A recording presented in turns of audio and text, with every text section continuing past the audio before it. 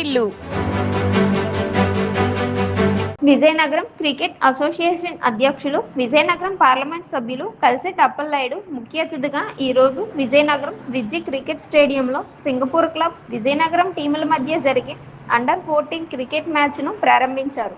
MP మాట్లాడుతూ, ఇతర దేశాల పిల్లలతో మన ప్రాంతీయ పిల్లలను ఆడించడం ద్వారా, ప్రోత్సహించడం ద్వారా వారిలో నైపుణ్యం పెరిగి దేశీయ, అంతర్జాతీయ క్రికెట్లో ఆడేందుకు తోడ్పడుతుందని, విజయనగరం క్రికెట్ అసోసియేషన్ ఆ దిశగా కృషి చేస్తుందని తెలిపారు.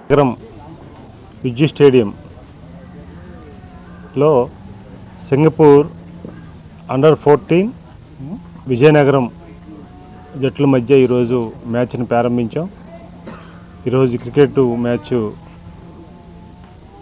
అండర్-14 వాళ్ళకి మంచి అవకాశం ఇది. ఎందుకంటే ఇండియాలో ఇతర దేశాలతో ఆడాలంటే, ఇండియా టీంతో ఆడాలంటే వీళ్ళు సెలెక్ట్ అవ్వాలి, చాలా టైం పడుతుంది. కానీ ఫస్ట్ టైం 14 టైంలోనే వీళ్ళకి ఇతర దేశాలతో క్రీడాకారులతో వారు క్రికెట్ ఆడడం అనేది మంచి సుపరిణామం.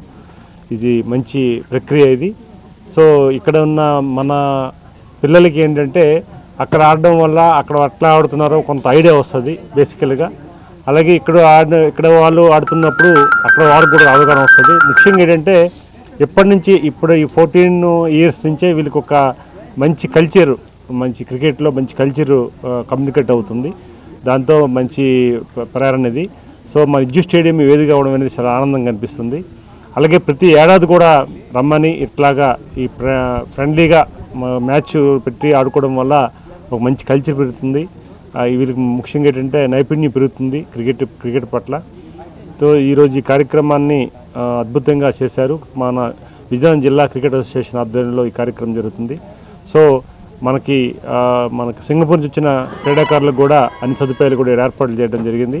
ఇక్కడ బ్రహ్మాండమైన గ్రౌండ్ ఉండడం వల్ల ముఖ్యంగా అందరూ కూడా రావడం జరుగుతుంది.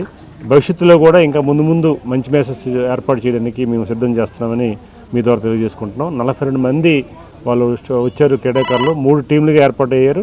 ఈ 3 టీంలు కూడా ఇక్కడే ఆడబోతున్నారు. ఈరోజు ఇంకా భవిష్యత్తులో కూడా మిగతా దేశాల్లో కూడా పిల్లలు కూడా అండర్-14, అండర్-12 ఇవన్నీ కూడా ఉన్నాయి.